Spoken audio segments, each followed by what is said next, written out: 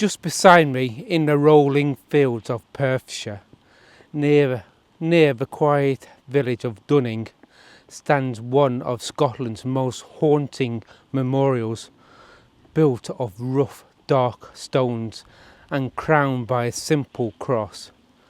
The Maggie Wall Monument rises starkly against the shifting northern sky. Painted across its face in white letters are the words that have drawn numerous and curious souls to this lonely place. Maggie Wall, burnt here 1657 as a witch. No other words are needed. They hang in the air, simple yet devastating. The monument sits alone, surrounded by a wooden fence and the whisper of the wind through the fields. Visitors leave small offerings, flowers, coins, candles, as if trying to comfort a spirit long lost to fire.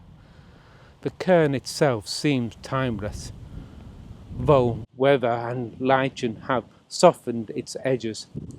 It has stood here for centuries, a silent witness to both memorial and myth. And yet, the great enigma of Maggie Wall lies not in her death, but in her existence.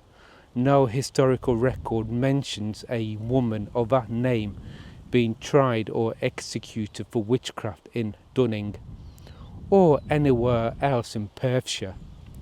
Scotland's parish records, trial lists and kirk session minutes, particularly in their cruelty, remain silent about Maggie.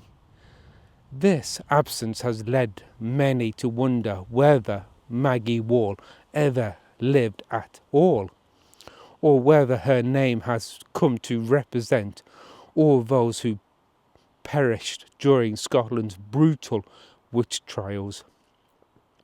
Between 1560 and 1736, over 2,500 people, the vast majority of them women, were accused, tortured and executed under the county's witchcraft laws. They were strangled, burned or drowned, condemned by fear and superstition.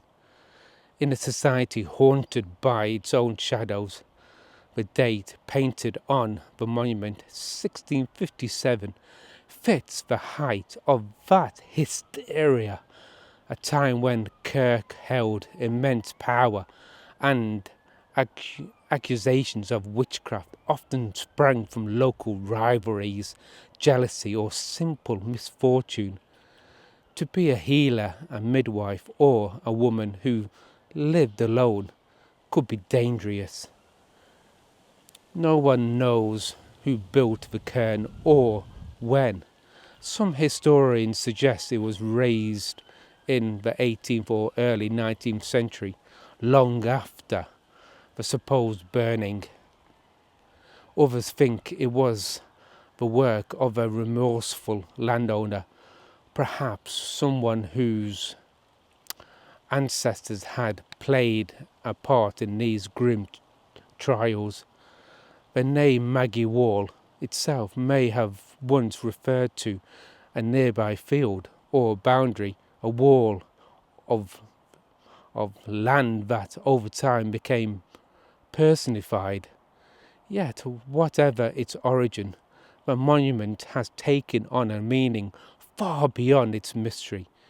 It has become a symbol of remembrance and resistance. A place where people come not only to imagine the fate of one woman, but to honour all those silenced by ignorance and fear. On certain days when the clouds roll over the Ochillee hills and the wind carries a faint sight through the grass, it's easy to feel the weight of centuries here. The stones seem to breathe with memory. The landscape seems to hold the story, part truth, part myth, wholly human. Maggie Wall's monument endures not because it tells us what happened, but because it reminds us what must never happen again. Whether she lived or not, she has come to stand for every woman who suffered for her difference, every voice condemned for daring to speak its own way. And so, in a quiet corner of Perthshire, the cairn remains solitary, steadfast, and deeply moving. A cross above the name, a handful of stones shaped into a question that history can never quite answer. So thank you for listening to me, and on this windy hillside, rain's been lashing down, but it's never deterred the story of Maggie Wall. So thank you for watching, and I do hope to see you again.